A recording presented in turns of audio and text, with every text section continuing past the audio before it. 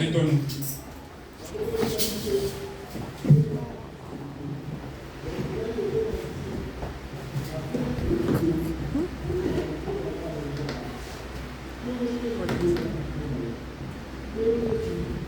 Amen. Je remercie une fois encore le Seigneur pour son amour. Il nous a accordé la grâce d'être en vie en ce jour. Amen. Il y en a beaucoup qui sont morts. On a commencé ensemble le mois d'octobre et aujourd'hui les deux ils sont plus en vie. Mais hier, il y en a d'autres, ils n'étaient même pas malades. Tu continues à vivre, tu es en bonne santé, que Dieu soit loué. Et je bénis le pasteur Simon de m'avoir accordé encore la grâce afin que je puisse être l'orateur de cet après-midi et je puisse parler de la part de notre Dieu tout-puissant. Sans vous oublier, je vous bénisse encore parce que vous avez fait les déplacements, malgré il y a la pluie, le vent, le froid. Vous n'avez pas tenu compte de tout cela. Vous êtes là pour écouter Dieu. Que Dieu vous bénisse. Amen. Nous continuons toujours sur notre grand lancé. Le thème que nous sommes en train de parler il y a cela 1 ou 2 mois, qui est intitulé La puissance de la parole de Dieu. Bien-aimés dans le Seigneur, il y a eu des intervenants qui sont passés ici. Ils ont parlé de beaucoup de choses. Nous avons appris beaucoup de choses. Il y avait même des choses qu'on ne connaissait même pas. C'est par rapport aux enseignements que nous grandissons, mes bien-aimés. Raison pour laquelle, quand il y a des enseignements à l'église, il ne faut pas faire des intervalles. Que je viens aujourd'hui, demain je ne viens pas. Tu vas rater d'autres choses que tu devais en savoir plus. La Bible nous dit, le peuple périt par manque de connaissances. Or, cette connaissance, nous la prenons à travers les enseignements bibliques. Les enseignements dans une église, c'est très, très primordial. C'est vraiment très important. Ça nous permet de connaître des choses qu'on ne connaissait même pas avant. Et ça nous permet d'aller de l'avant dans la vie chrétienne. La puissance de la parole de Dieu. Bien-aimés dans le Seigneur,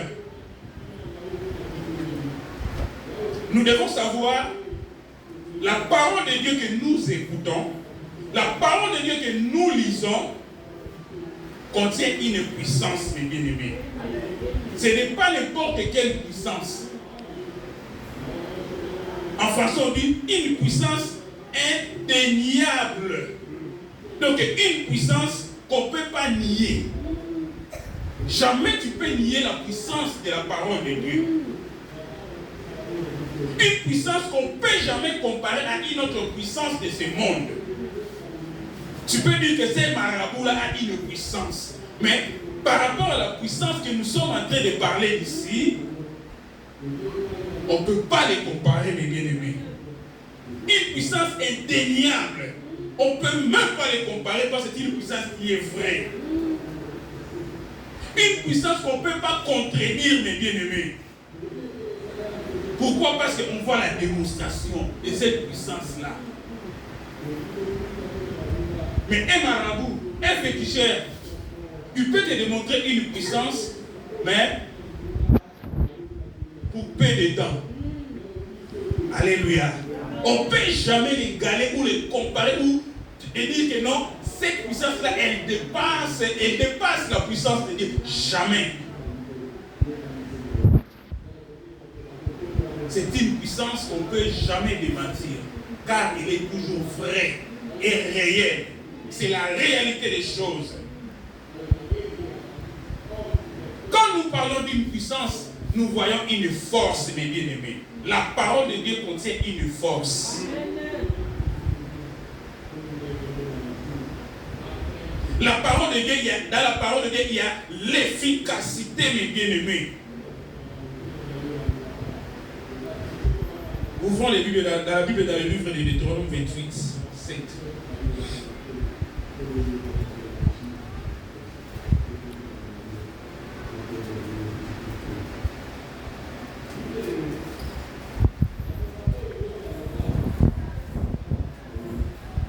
Deutéronome 28, 7. La Bible nous dit ceci. L'Éternel te donnera la victoire sur tes ennemis qui se lèveront contre toi. Ils sortiront contre toi par un seul chemin et ils s'enfuiront devant toi par ce chemin, la parole du Seigneur. C'est ça la parole de Dieu. Nous avons dit que la parole de Dieu contient une force. C'est cette puissance-là que nous disons, c'est une force. La parole de Dieu, Dieu, il va te donner la victoire, mes bien-aimés, devant tes ennemis, devant tous ceux qui vont se lever contre toi. Voilà là où il y a la force dans la parole de Dieu. Et cette parole nous dit quoi? Ils vont venir dans un seul chemin, mais ils repartiront dans ce chemin. Pas par ta propre force, mais par la puissance du Saint-Esprit. Par la force de la parole de Dieu. Que toi tu vas réclamer à ton Dieu. C'est là qu'il fera qu'il puisse fuir. Chacun cherchera son chemin pour sortir. Mais lorsqu'ils sont venus, ils sont rentrés dans un même chemin. Vous savez ce qui nous ennuie, nous les enfants de Dieu? Parce que nous ne voulons pas appliquer la parole de Dieu. Nous oublions que cette parole même là, ça peut te donner victoire en plusieurs combats. Ça peut même t'élever, aller de l'avant. Ce n'est pas la parole d'une seule personne, mais c'est la parole du Tout-Puissant. C'est la parole de Dieu. C'est Dieu qui parle à travers la Bible. Elle est efficace, la parole de Dieu. Tranchant plus qu'une épée, mes bien-aimés. Tranchant plus même l'épée à deux tranchants, mes bien-aimés. Et cette parole, il sépare l'âme et l'esprit. Il a le pouvoir de séparer l'âme et l'esprit. Pourquoi? Parce que l'âme, notre âme, c'est le siège des sentiments. C'est le siège des désirs. C'est le siège des émotions. C'est le siège des pensées. C'est à travers notre âme que viennent plusieurs idées. Même le mauvais et le bon idées. C'est à travers l'âme. Mais la Bible nous dit, dans l'Hébreu 4:12, que cette parole, la puissance que cette parole détient, elle peut séparer l'âme et l'esprit. Or, là, nous venons de dire que c'est le siège des sentiments, c'est le siège des pensées. Tout ce que nous passons, ça vient de l'âme. Mais l'esprit, c'est quoi? C'est une partie incorporée de l'être humain. Nous avons l'esprit de Dieu et l'esprit malin. C'est le souffle inspiration. Là où il y a la conscience ainsi que les consciences. Alors la parole de Dieu, il peut diviser les deux. Il peut diviser ton âme ainsi que ton esprit. La parole de Dieu, quand elle vient, elle va te donner la conscience au niveau de l'esprit. Et ce que je suis en train de penser, ce n'est pas bien. Je fais quoi? Je puisse l'abandonner. Je puisse la laisser. Je puisse la quitter. Alléluia. C'est à travers l'esprit, à travers la puissance qu'elle contient. Elle te donne la connaissance, la conscience que ce que tu es en train de faire, ce que tu es en train de penser, ce n'est pas bon. C'est pour cela que tu vas voir Paul dans le livre des Corinthiens, il appelle les autres personnes les hommes animaux et les hommes spirituels. Alléluia. Amen. La parole de Dieu, sa puissance, peut diviser l'âme et l'esprit. C'est plus même le couteau à double tranchant, mes bien-aimés. Et quand on parle maintenant de la parole de Dieu, nous voyons la personne de Dieu lui-même. C'est lui-même qui est au centre de la parole. Preuve en est qu'il a démontré la puissance ou la force de la parole lors de la création. Il a tout créé à travers sa parole. Et lui-même, il est venu à travers cette parole sur la terre. Regarde la puissance de Dieu Tout-Puissant. À travers sa parole, il peut transformer les choses. C'est une force. La parole de Dieu, c'est Dieu lui-même en personne. Dieu incarné. Ce que nous écoutons Dieu. Nous ne sommes que des interprètes de cette parole. Nous sommes que des envoyés que Dieu a envoyés. Il a démontré sa puissance par la création. Lisons le livre de Jean, chapitre 1, verset 1 à 3.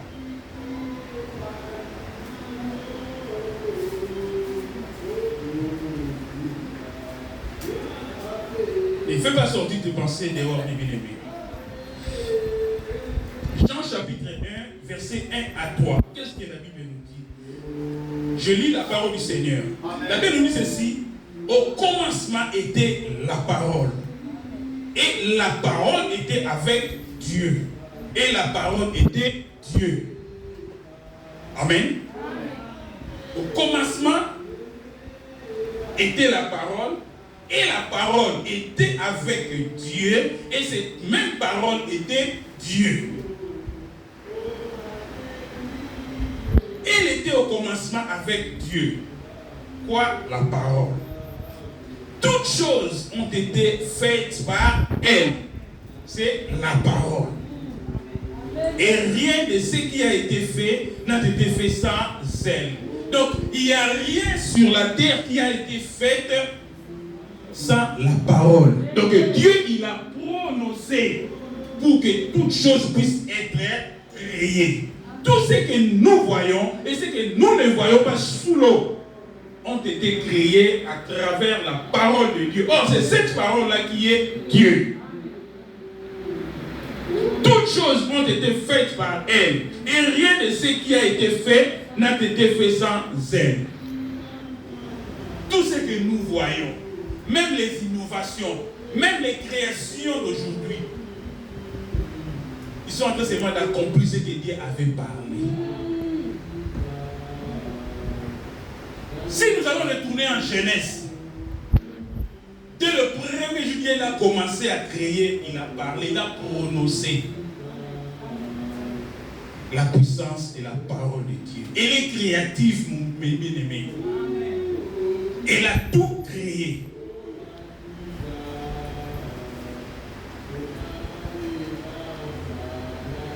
Par sa puissance, elle a créé l'univers et tous les êtres vivants qui peuplent la terre entière. Nous tous, nous avons été créés par sa parole, mes bien-aimés.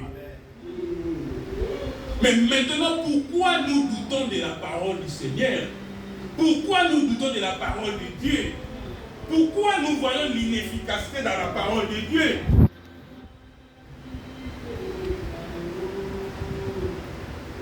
Pourquoi tu doutes toujours de l'efficacité de la parole du Seigneur pendant les moments difficiles que tu es en train de passer dans ta vie? Pendant que le problème, il vient embrasser ta vie, pourquoi tu doutes toujours de la parole du Seigneur? Pourquoi tu doutes toujours de la puissance de la parole de Dieu? La puissance qui contient la parole de Dieu. Pourquoi? Si les choses qui n'existaient pas, Dieu, il avait parlé et ces choses-là existaient. Mais ta situation, ton problème, est-ce que Dieu peut t'abandonner? Peut-être difficile à Dieu de les résoudre. Pourquoi nous doutons, nous les enfants de Dieu? Nous ne pouvons pas être seulement les enfants de Dieu de la bouche. Et non, moi je prie. Et non, moi je suis enfant de Dieu. Non. Nous devons croire à la parole du Seigneur. Parce que c'est lui qui est notre maître. C'est lui qui est notre Père. Dieu ne n'est pas notre beau-père. Non, c'est notre papa. Nous ne pouvons pas douter de sa parole.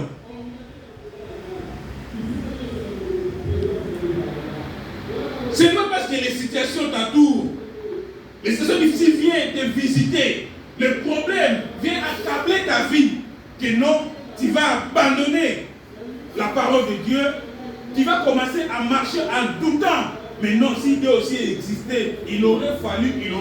Mais non, nous devons marcher à la conscience de la puissance, de la force, de l'efficacité qui contient la parole de Dieu. Oui, notre grand thème, c'est intitulé La puissance de la parole de Dieu.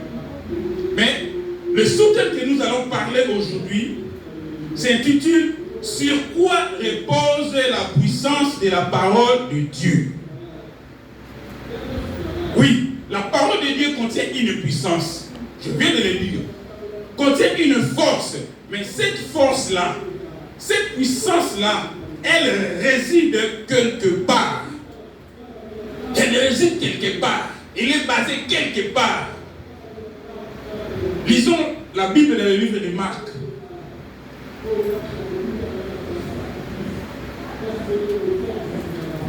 Marc 10.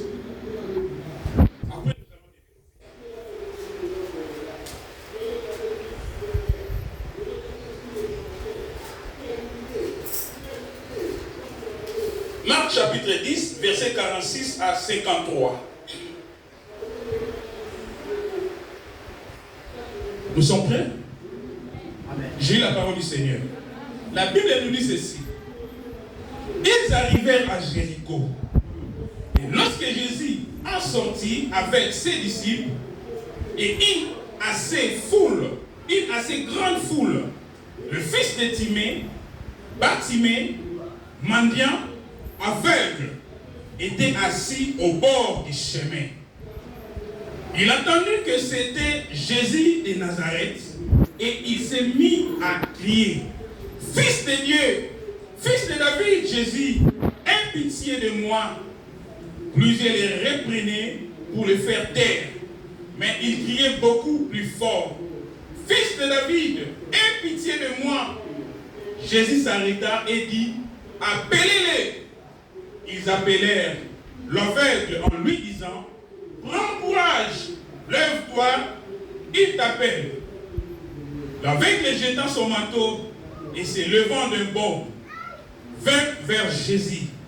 Jésus prenant la parole lui dit, « Que veux-tu que je te fasse? » Rabouni lui répondit, « L'aveugle, que je recouvre la vie. » Et Jésus lui dit, « Va, ta foi t'a sauvé. » Aussitôt, il recouvra la vie et suivit Jésus dans les chemins. Parole du Seigneur. Amen. Je vais dire à une personne, pour expérimenter la puissance qui contient dans l'évangile ou dans la parole de Dieu, il te faut observer 4 principes.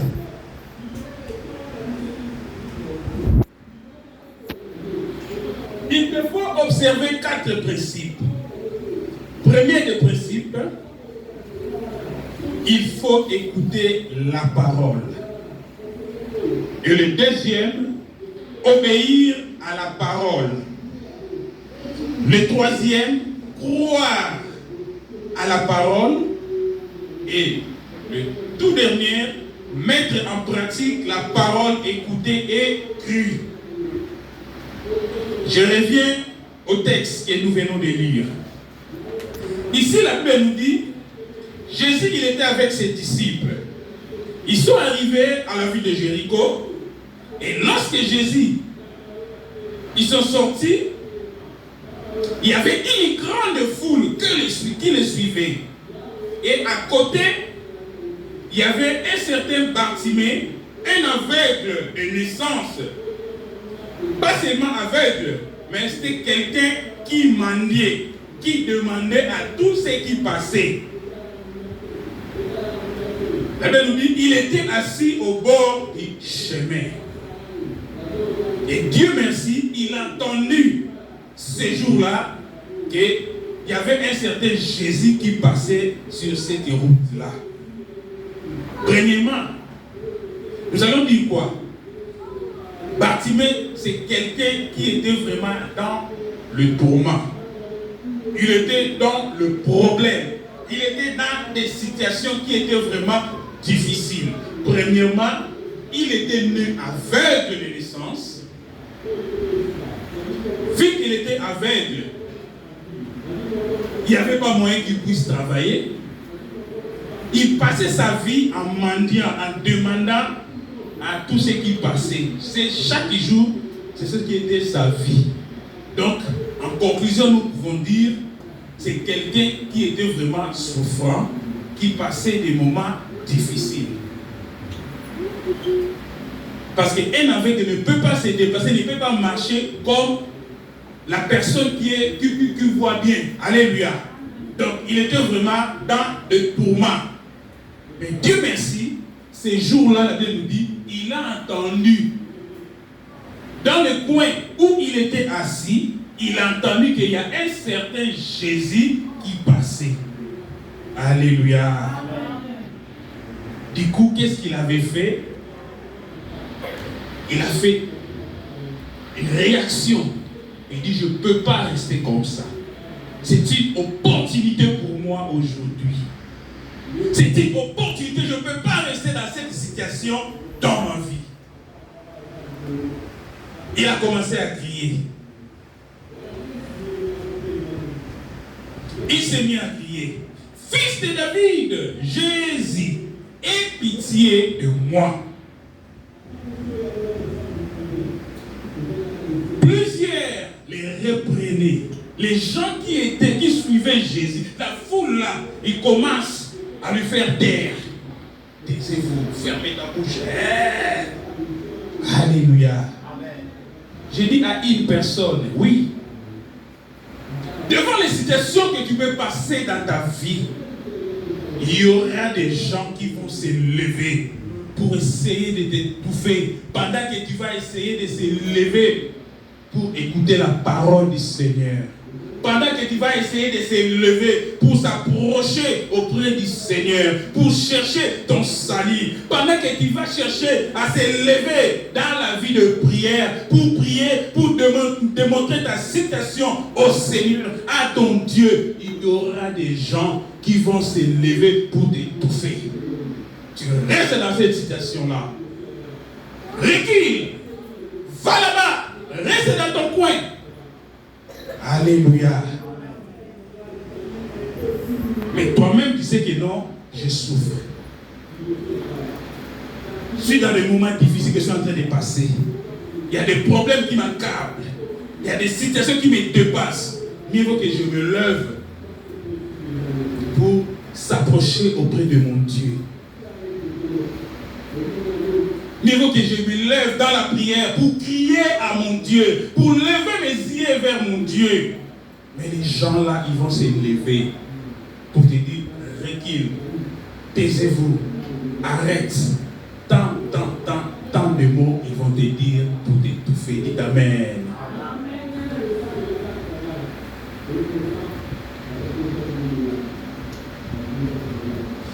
Plusieurs les reprenaient pour les faire taire. Mais il les a pas entendus. Il criait beaucoup plus fort encore. Fils de David, aie pitié de moi. Malgré les gens se sont levés pour les contrecarrer, pour étouffer sa voix, que Jésus ne puisse pas entendre sa voix. Il a continué toujours. Il a continué à crier. Il a continué à faire attendre sa voix à Jésus. Alléluia. Non, ce n'est pas les situations difficiles que nous pouvons passer. Ce n'est pas le problème qui arrive dans nos vies qui peuvent nous freiner à se lever dans la vie de prière, qui peuvent se lever pour nous faire taire, pour venir nous embrayer encore plus. tu dois savoir que tu es un enfant de Dieu. Nous sommes dans ce monde, le monde des problèmes. Il y en aura toujours des problèmes. Mais il ne faut pas se faire, il ne faut pas se laisser que les problèmes puissent monter au-dessus de toi, mes bien-aimés. En sachant que tu es un enfant de Dieu. Oui, ça va venir. Mais tu dois te lever. Bartimée, il a continué. La Bible nous dit, il a crié encore plus fort. Il a fait la violence. Il a crié encore plus fort. Malgré vous êtes nombreux à me faire taire, à me barrer la route, mais il a continué à crier. Jésus s'arrêta. La Bible nous dit, lorsqu'il a commencé à crier plus fort, Jésus s'arrêta et dit, appelez-les. Comme il avait ses disciples autour, il a envoyé ses disciples. Allez l'appeler. Appelez-les. Ils appelèrent l'aveugle en lui disant, prends courage, lève-toi, il t'appelle. Prends courage, lève-toi, Jésus t'appelle. Depuis les temps anciens, Dieu utilisait toujours des hommes. Alléluia. Il a utilisé des anges, des prophètes. Jésus il a envoyé les disciples. Là, il a envoyé les disciples pour appeler Bartimée. Et aujourd'hui, il continue toujours à envoyer. Il envoie ses serviteurs que nous avons. Il envoie des pasteurs, des prophètes, des docteurs, des évangélistes. Il peut t'envoyer aussi, mes bien-aimés. Tu sais, quand nous doutons des serviteurs de Dieu, nous doutons aussi de Dieu. Oui, nous sommes des humains. Nous avons des faiblesses, oui. Mais c'est Dieu qui nous a envoyés. Si tu ne veux pas écouter l'envoyé de Dieu, tu vas écouter qui? Lui, il n'a fait qu'un simple pont pour te ramener vers la personne qui a besoin de toi, vers la personne que tu as besoin. Bartimée, il avait besoin de Jésus. Mais il ne voyait pas. Les gens lui barraient la route. Il a continué, il a fait la violence, il a continué à crier plus fort. Jésus dit, allez, appelle-le. Et les gens sont partis. Il pouvait aussi bouder ces gens-là, les disciples. Et non, moi j'ai besoin de Jésus. Ce n'est pas à vous de venir m'appeler. Parce que moi j'écris pas votre nom, j'écris Jésus, fils de David. Et pitié de moi.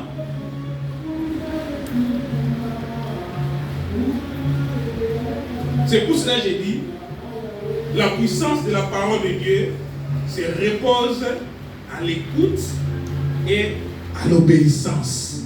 Il avait écouté Jésus passer. On lui a parlé, il a écouté et il a obéi au messager.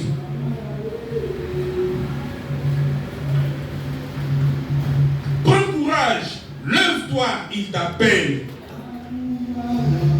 L'aveugle jetant son manteau, mes bien-aimés, et se levant d'un bond, vint vers Jésus. Bien-aimés, la parole de Dieu que nous écoutons, elle a la puissance de nous transformer. De nous transformer comment? En abandonnant nos soucis, nos problèmes, le péché qui nous entoure, pour que nous puissions aller de l'avant. Il a vu que non, le manteau là, ça m'empêche d'avancer. Avec les manteaux, si je me lève avec les manteaux, pour arriver là où le Seigneur il est, ça va me prendre encore du temps. Moi j'ai besoin de lui. Et il m'a fait grâce à m'appelant. Non, les manteaux, restez là. Eh bien, mais ce n'est pas les situations qui passent dans nos maisons. Ce n'est pas les situations qui passent dans notre travail. Ce n'est pas les situations ou les inflations de ce pays qui va nous empêcher de venir vers Jésus. Ce n'est pas les situations difficiles qui peuvent nous empêcher de se lever, de venir à l'église. Non. Abandonnons nos soucis, nos situations, les problèmes de chômage, les problèmes d'inflation. Dieu va s'en occuper. Mais toi, lève-toi. Lève-toi dans la vie de prière. Lève-toi dans la vie de la lecture. Lève-toi dans la vie de l'église. Oui, dans ce monde que nous vivons, il y en aura toujours des situations. Il y en aura toujours des problèmes. Mais ce n'est pas le problème-là qui va nous empêcher de prier notre Dieu, pour écouter la parole du Seigneur. Nous devons abandonner ces problèmes-là. Fais comme si tu ne le vois même pas. Fais comme si tu n'es pas en chômage. Fais comme si tu ne passes pas des moments difficiles. Toi, lève-toi, viens auprès de Dieu. La parole de Dieu va te tailler. La parole de Dieu va tailler le problème là. Et il va les transformer aussi, les bien-aimés. Toi, ton problème, lève-toi. La vie que jetant son manteau et s'élevant d'un bond vint vers Jésus. Jésus prenant la parole lui dit: que veux-tu que je te fasse? Que veux-tu que je te fasse? Mais Jésus savait que non, il était aveugle. Il avait des soucis. Il maniait. À peine même de l'appeler, il y avait des gens qui l'empêchaient de venir auprès de crier Jésus, fils de David. Mais Jésus, il a voulu demander son souhait, son désir, son besoin. Que veux-tu que je te fasse?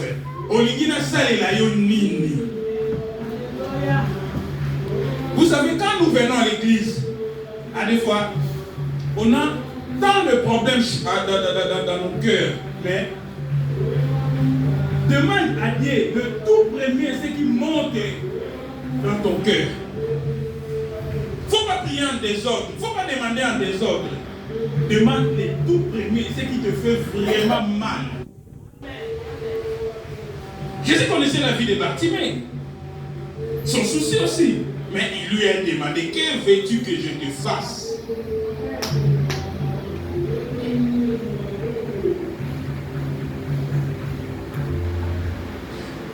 Rabouni, lui répondit l'aveugle, que je recouvre la vie. Que je recouvre la vie. Parce qu'il savait, s'il recouvre la vie, il pourra faire tout ce qu'il en avait besoin. S'il s'agit de travailler, il allait travailler. Il n'allait plus rester ou mendier sur la route. Alléluia. Que veux-tu que je te fasse, Rabouni? Que je recouvre la vie. Et Jésus lui dit: va, ta foi t'a sauvé. C'est pour cela que j'avais dit, la puissance de la parole de Dieu, il repose aussi sur la foi. C'était notre troisième point, croire à la parole. Il réside sur la foi. Comment se fait-il, toi qui écoutes la parole de Dieu, tu dis que tu es un enfant de Dieu, mais tu ne crois pas à cette parole? Tu ne crois pas à cette parole, mes bien-aimés. Tu es la première personne à douter à la parole du Seigneur. Alléluia. Aussitôt, il recouvra la vie et suivit Jésus dans les chemins. Mais bien aimé, si tu arrives à réunir ces 4 principes, tu verras la puissance de la parole de Dieu opérer dans ta vie et dans tes situations, dans tes problèmes. Tu le verras, mes bien-aimés. Écouter la parole, obéir à la parole, croire à la parole et mettre en pratique. Et il a mis en pratique, il a commencé à suivre Jésus.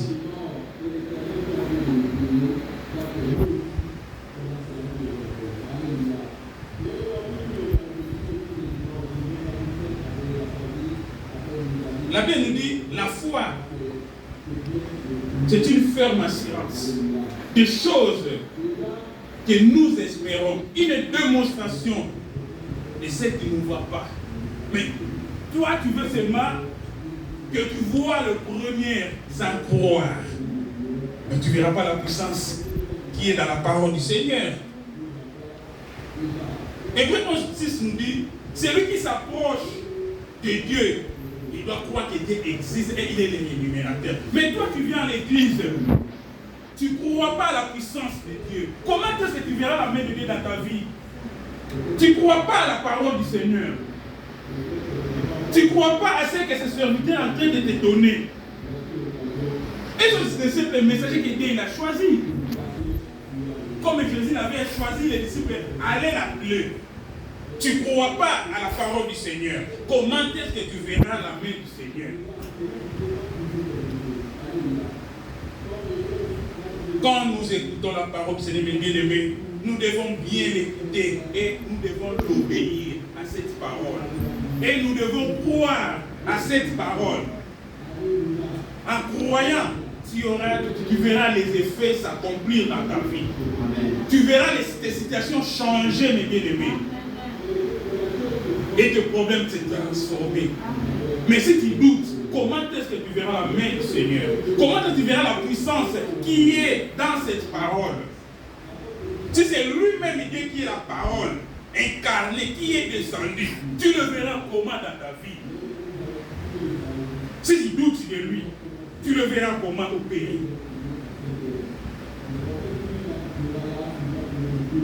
Pour toi, dans tes situations, dans tes problèmes, tu vois seulement l'aspect extérieur.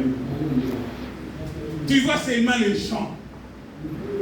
Ah, qu'est-ce qu'il va me dire? Lui-même, il marche comme ça, comme ça, comme ça. Lui-même, tu veux seulement juger les gens. Tu sais, Bartimée aussi, il pouvait aussi bouder les disciples là, que j'avais envoyés. Ah, mais qui êtes-vous? Vous-même, vous êtes derrière lui. Moi, j'ai besoin de lui là, le fils de David. Vous me dites que non, il t'appelle. Lève-toi, vas-y. Non, moi, j'ai besoin de lui-même, qu'il vienne auprès de moi. C'est ça notre problème. Nous voulons juger le serviteur. Nous voulons toujours comparer les serviteurs. Lui, il fait son job, son boulot. C'est Dieu lui-même qui va opérer. Car c'est Dieu là qui est au centre de sa parole. C'est lui-même qui est la parole incarnée. C'est lui qui va opérer. Toi, sois attentif, écoute seulement et obéir. Et crois à cette parole. Mets cette parole seulement en pratique et tu verras la main de Dieu. Amen. Oui, le médecin, ils peuvent dire que non, madame, monsieur, ton enfant, ta femme, ton mari, il est arrivé presque au bout, donc je ne vois plus le traitement qu'on peut lui donner. On attend seulement. Toi, tu es un enfant de Dieu. C'est le médecin qui a dit, mais Dieu, qu'est-ce qu'il a dit? Qu'est-ce que Dieu, il a dit? Tu peux tourner aussi ton dos, s'agenouiller et parler à ces dieux-là, c'est ton papa. C'est ton papa. Papa, regarde ce que les médecins, ils ont dit. Mais moi, je crois à toi. Les médecins, ils ont dit ça. Toi, tu as dit quoi, papa? C'est ton Père. Alléluia. Alléluia. Arrêtons de voir l'entourage, la nature, les gens. Voyons surtout la grandeur de Dieu. Écoutons surtout la parole de Dieu, car c'est lui-même qui est incarné dedans. À travers cette parole, il est descendu pour nous sauver. Et si nous allons regarder toujours les gens, on serait dessus. Et nous allons toujours marcher avec nos fardeaux, avec nos maladies, avec nos situations difficiles qui vont continuer toujours à nous encercler. Et si nous allons continuer à regarder la nature, mes bien-aimés, il n'y a rien qui va changer. Regardons plutôt la parole du Seigneur. Mettons cette parole en pratique, mes bien-aimés. Écoutons cette parole, mes bien-aimés, et croyons la parole du Seigneur. Croyons à la parole du Seigneur. Nous ne sommes pas des insensés. Nous sommes les enfants de Dieu. Nous avons cru à Jésus comme Seigneur et Sauveur. Nous devons le croire, mes bien-aimés, à tout ce qu'il va nous dire. Nous ne sommes pas des hommes animaux. Nous ne sommes pas des insensés. Nous ne sommes pas des païens. Nous sommes des croyants. Nous avons cru à Jésus. Nous suivons Jésus. On ne peut pas le suivre comme on suit un fou. Non. Il faut croire à lui. Il faut croire à sa parole.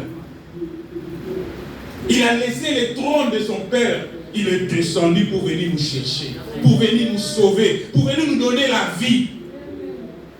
Il a pris même notre place à la croix, mes bien-aimés. Mais nous devons croire à lui là. Regarde tout ce qu'il a fait. Pourquoi tu doutes de la parole du Seigneur? Pourquoi tu doutes de la parole de Dieu? La parole de Dieu, c'est Dieu lui-même, en personne. Quand tu portes cette parole dans ton cœur, tu portes Dieu dans ton cœur. C'est sa maison, mes bien-aimés. Ce n'est pas le problème qui nous entoure, qui nous encercle. Ce n'est pas l'influence de ce monde, mes bien-aimés, qui va nous mettre en dehors de la présence de Dieu. Nous sommes dans le monde, ça va continuer. Il y aura toujours des inflations. Il y aura toujours des situations difficiles, mes bien-aimés. Ce n'est pas ça qui va nous séparer dans l'amour du Seigneur. Alléluia. Amen. Alléluia. Amen. Tu oublies qu'il y a un Dieu qui a fait les cieux et la terre. Et tout ce qui existe, tu oublies qu'il y a un Dieu qui l'a fait. Tu oublies qu'il y a un Dieu qui te donne le souffle de vie chaque matin. Un Dieu qui te protège chaque jour. Et s'il te donne le souffle de vie chaque matin, et s'il te protège, il combat pour toi. Et devant cette situation-là, le Dieu là, il sera incapable de le non. Le Dieu que nous prions, c'est le Dieu des possibilités. Rien n'est impossible à celui qui croit le bien de Dieu. Si tu crois à ce Dieu-là, rien ne sera impossible.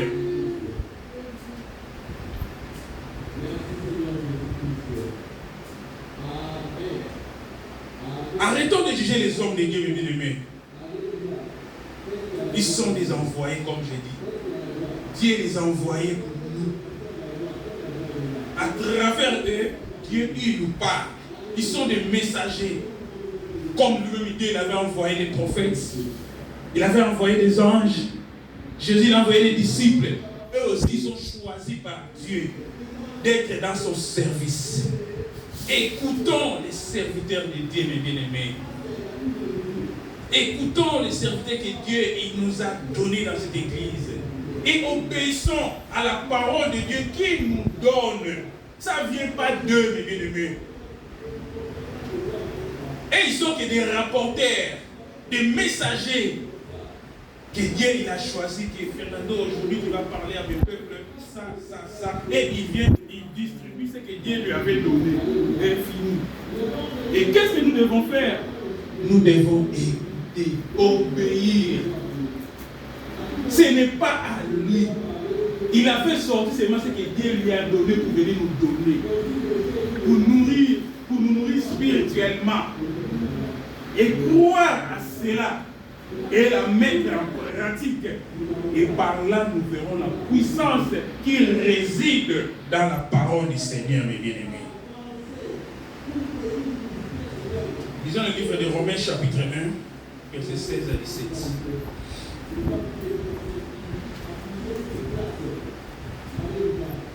Romains, chapitre 1, versets 16 à 17. La Bible nous dit ceci. Car je n'ai point honte de l'évangile. C'est la puissance. Donc, l'évangile, c'est la parole du Seigneur. C'est la puissance de Dieu pour le salut de quiconque croit, des Juifs premièrement, puis des Grecs.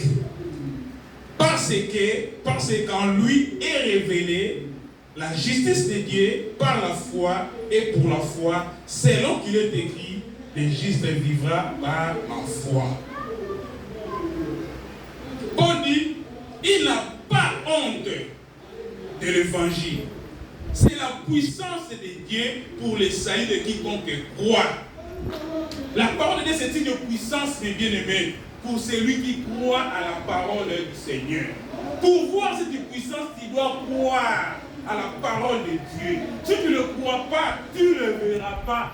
Quelle que soit tes situations, tu ne verras pas la puissance de Dieu. Tu ne verras pas la main de Dieu sur toi. Tu dois croire à cette parole de bien-aimé. Et par là, tu verras la puissance de Dieu se manifester, quelles que soient les situations que tu traverses, les bien-aimés.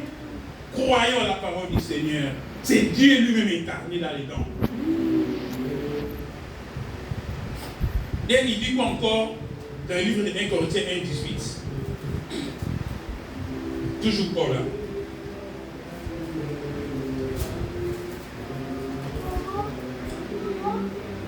Il dit ceci.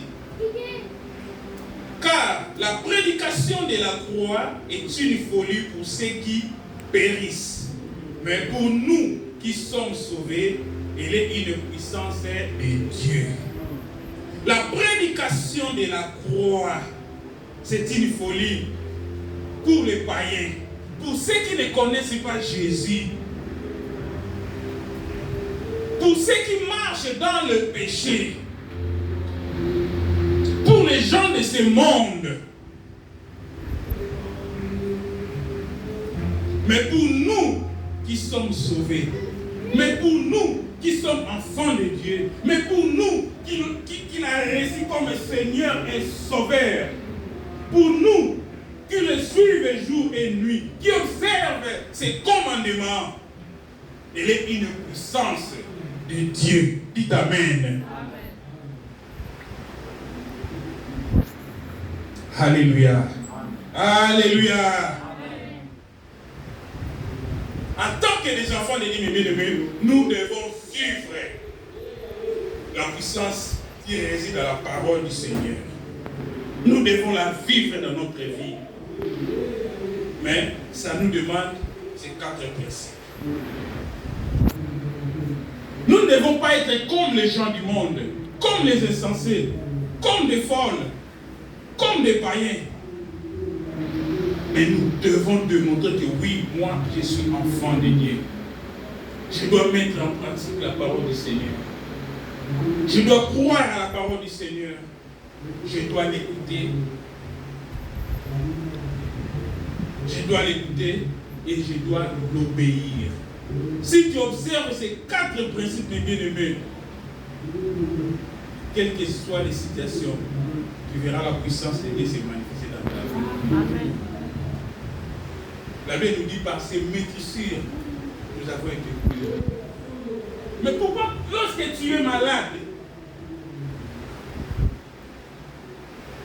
tu lis même le verset là, mais tu ne veux pas le mettre en pratique, tu ne verras pas la main de Dieu. Quelle que soit la grandeur de la situation de la maladie, quel que soit le nom de la maladie, quand je lis ce verset là, ah non, je crois en mon Dieu, il va s'élever, il va opérer, il va faire. Que je verrai la puissance de la parole de Dieu. Parce que c'est la parole du Seigneur. Parce que c'est lui-même qui a dit cela. Et s'il a dit demandez, il vous sera donné. Mais c'est sa parole. Je vais demander. En croyant, il va me donner. Élevons le doute dans nos prières. Élevons le doute dans la vie chrétienne, mes bien-aimés. Nous sommes des enfants de Dieu. Mettons-nous à notre place en tant que des enfants de Dieu et nous verrons la puissance de la main de Dieu dans notre vie. Que Dieu nous bénisse.